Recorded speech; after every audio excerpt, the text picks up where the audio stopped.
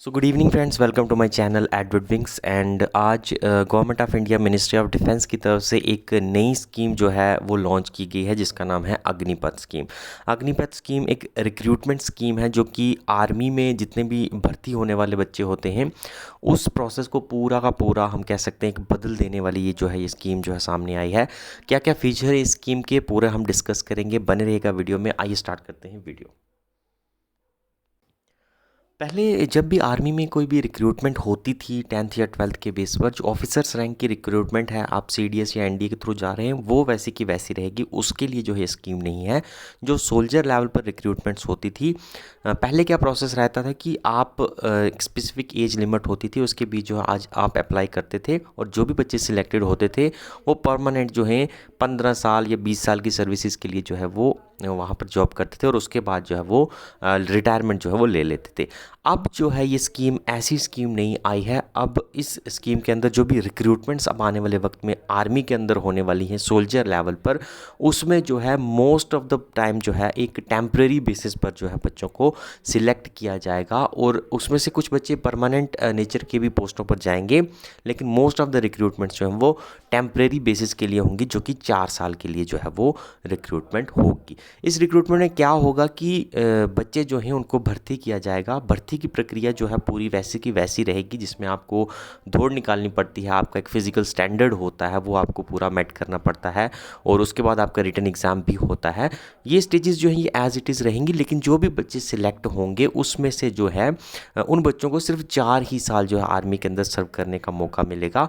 और 4 साल के बाद क्या होगा कि जितने भी उस बैच के आदमी होंगे जो कि 4 साल का टेन्योर कंप्लीट कर गए होंगे, उसमें से सिर्फ और सिर्फ जो है 25% बच्चे जो हैं उनको जो है परमानेंट किया जाएगा।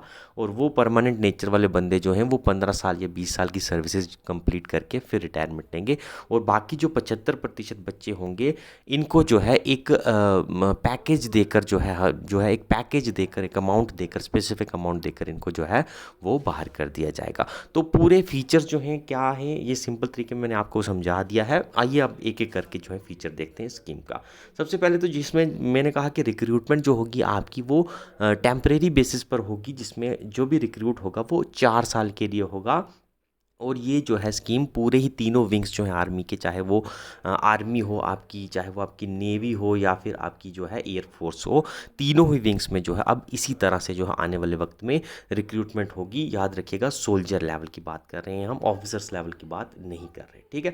उसके बाद जो है दूसरा है कि परमानेंट नेचर जो है, जैसा कि मैंने आपको बताया कि 4 साल पूरे करने के बाद क्या होगा कि 25% बैच वाले बंदे जो होंगे इनको परमानेंट किया जाएगा। किन बंदों को परमानेंट किया जाएगा, स्किल की एक स्पेसिफिक जो है क्राइटेरिया बनाया जाएगा। उन क्राइटेरियाज पर जो 25% बच्चे जो है मेट करेंगे उन्हीं बच्चों को जो है एक ऑटोमेटिक तरीके से, डिसेंट्रलाइज तरीके से जो है उनको सिलेक्ट किया जाएगा, जिसमें फिजिकल इंटरफेरेंस किसी की नहीं होगी। डायरेक्टली सिस्टम जो है मॉनिटर करता रहेगा सबकी परफॉर्मेंस को, और जो बेस्ट बंदे होंगे क्राइटेरियाज के बेस पे उन 25% बच्चों को टेम्परेरी किया जाएगा 15-20 साल की सर्विसेज के लिए। और बाकी जो 75% बंदे होंगे वो टेम्परेरी बेसिस पर ही फिर जो है 4 साल बाद रिटायरमेंट उनको दे दी जाएगी, एक स्पेसिफिक पैकेज साथ में देकर, ठीक है।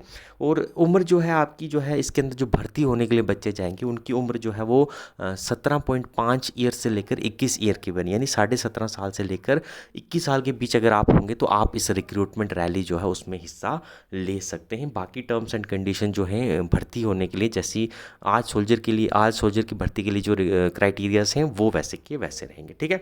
उसके बाद है 4 साल की सर्विसेज जो है इसकी डिस्ट्रीब्यूशन कैसे होगी। तो इस 4 साल की सर्विसेज में क्या होगा, आपका 3.5 ईयर्स जो है ये आपकी सर्विस रहेगी, इसमें आपकी 3.5 साल तक की सर्विस रहेगी।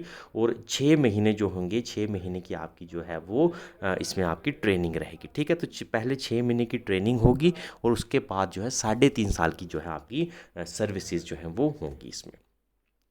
उसके बाद जो बच्चे जो हैं इस 4 साल में काम करेंगे, 4 साल की जॉब करेंगे इन 4 साल के अंदर जो है नो कंट्रीब्यूशन इंश्योरेंस जो है इन सबको 1 करोड़ रुपए का मिलेगा। ठीक है, यानी आपको कोई सहयोग राशि नहीं देनी है। जैसे कि कोई इंश्योरेंस होता है तो उसमें हम प्रीमियम एक देते हैं अपनी तरफ से और उसके बाद जो है हमें कोई भी इंश्योरेंस कवर मिलता है।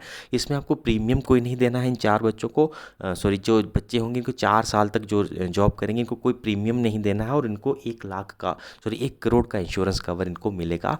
यानी कोई भी हादसा अगर ड्यूटी के टाइम इनके साथ हो जाता है तो इनकी फैमिली जो है उनको 1 करोड़ रुपया मिलेगा। और उसके अलावा जो है होगा इनकी फैमिली को, जो मान लीजिए कोई किसी के साथ 2 साल में कोई हादसा हो जाता है तो बाकी के जो, क्योंकि 4 साल की सर्विस है तो बाकी के जो 2 साल बच रहे होंगे उस 2 साल के भी जितना भी अमाउंट इस इंसान का बनता होगा वो भी जो है 1 करोड़ के साथ इसकी फैमिली को दिया जाएगा। ठीक है, उसके बाद नेक्स्ट देखोगे तो पहली रिक्रूटमेंट जो है इस बेसिस पर जो पहली रिक्रूटमेंट है वो आपकी अनाउंस किया गया है कि लगभग आज से 90 दिन के बाद जो है पहली रिक्रूटमेंट जो कि इस बेसिस पर होगी अब वो शुरू हो जाएगी। यानी 90 दिन के बाद जो है आपकी पहली रैली जो है वो रिक्रूटमेंट रैली जो है इस बेसिस पर हो जाएगी। और ये कहा गया है कि 45,000 बच्चे जो हैं इस मौजूदा साल में जो हैं और अगले भी आने वाले साल में हर साल जो है लगभग 45,000 बच्चे जो होंगे उनको रिक्रूटमेंट का मौका जो है इस स्कीम के अंदर जो है वो ज़रूर मिलेगा। ठीक है, उसके बाद 4 साल के बाद क्या होगा,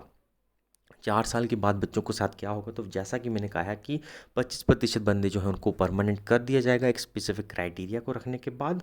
और बाकी जो 75% बंदे होंगे इनको जो है एक स्पेसिफिक पैकेज देकर जो है बाहर जो है रिटायर कर दिया जाएगा। ठीक है, क्या पैकेज कितना मिलेगा वो भी आगे हम डिस्कस करेंगे। बाकी ये जो 75% बच्चे जो हैं जो कि बाहर जाएंगे तो इनको जो है अगर कोई अपना बिजनेस खड़ा करना है रिटायरमेंट के बाद तो उसके लिए जो है अगर ये लोन लेने के लिए जाएंगे किसी भी बैंक के पास तो इनको जो है इनकी 4 साल की सर्विसेज का एक मान लीजिए कुछ नोटिस या कोई सर्टिफिकेट वगैरह मिलेगा तो उसके बेसिस पर इनको लोन अवेलेबिलिटी जो है वो एक हम कह सकते हैं कि स्पेशल बेसिस पर जो है इनको लोन जो है अवेलेबल करवाया जा सकता है। ठीक है, जैसे प्रायोरिटी सेक्टर लैंडिंग होती है वैसे इनके लिए भी जो है लोन जो है इनको जल्दी से मिल जाए, एक ऐसी चीज़ जो है वो इनको कोई सर्टिफिकेट दिया जाएगा या कुछ ऐसा दिया जाएगा ताकि इनको लोन मिल जाए ताकि ये अपना बिजनेस जो है वो अच्छे से स्टार्ट कर सके। उसके बाद किस्तों की बात करें तो देखिए पहला साल जो होगा ये आपका पूरा है कि 4 साल तक आपको क्या मिलेगा और रिटायरमेंट के बाद क्या मिलेगा। तो पहले साल में आपकी टोटल जो सैलरी होगी पर मंथ वो 30,000 सैलरी जो है फर्स्ट ईयर में होगी, जिसमें आपको 21,000 जो है वो आपके इन हैंड मिलेगा और 9,000 जो है वो आपका एक हम कह सकते हैं जैसे हमारे जीपी वगैरह में कटता है तो वो 9,000 आपका कंट्रीब्यूशन रखा जाएगा, जिसमें उतना ही अमाउंट जो है गवर्नमेंट की तरफ से भी जो है डाला जाएगा और ये अमाउंट जो है ये आपको आखिरी के टाइम जो है रिटायरमेंट में 4 साल बाद जो है वो मिलेगा। ठीक है, उसके बाद दूसरे साल आपकी सैलरी लगभग 33,000 हो जाएगी, जिसमें से 23,100 रुपया जो है ये आपके इन हैंड मिलेगा और 9,900 जो है ये आपका कंट्रीब्यूशन में चला जाएगा और इतना ही जो है गवर्नमेंट की तरफ से डाला जाएगा। इसी तरह जो थर्ड ईयर में आपको 36,500 रुपया मिलेगा, जिसमें से इतना आपको नेट मिलेगा, इतना आपका कंट्रीब्यूशन में चला जाएगा। और फोर्थ ईयर में आपकी 40,000 सैलरी होगी, जिसमें आपको 28,000 इन हैंड मिलेगी और 12,000 जो है आपका कंट्रीब्यूशन में चला जाएगा और इतना ही अमाउंट सरकार की तरफ से दिया जाएगा।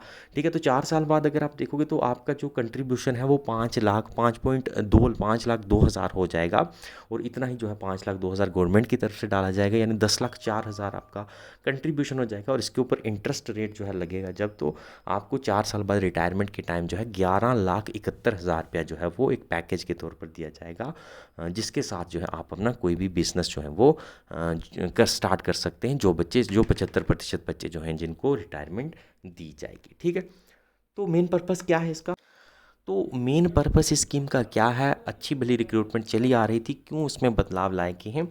तो 2-3 जो मेन वजह सरकार के द्वारा बताई गई हैं। सबसे पहले तो जो पेंशन बिल जो है उसको रिड्यूस करने के लिए, क्योंकि जो परमानेंट नेचर के बंदे रहते हैं अगर सब परमानेंट होते हैं तो आपको पता है रिटायरमेंट के बाद उनको पेंशन देनी पड़ती है सरकार को, तो अपना पेंशन बिल कहीं ना कहीं रिड्यूस किया जाएगा। वन टाइम पैकेज जो उनको दिया जाएगा वो भी सरकार की तरफ से नहीं होगा, जैसे कि हमने देखा 5 लाख कंट्रीब्यूशन की अपनी होगी, 5 लाख कंट्रीब्यूशन सरकार की तरफ से जो है मंथली बेसिस पर इनको दी जाएगी। उतना ही उस पर थोड़ा इंटरेस्ट लगा के इनको रिटायरमेंट रिटायरमेंट के टाइम दिया जाएगा, तो उसके बाद पेंशन वगैरह जो है इनको नहीं मिलेगी। तो सरकार के कहीं ना कहीं पेंशन को लेकर जो बिल्स हैं वो कहीं ना कहीं कम हो जाएंगे।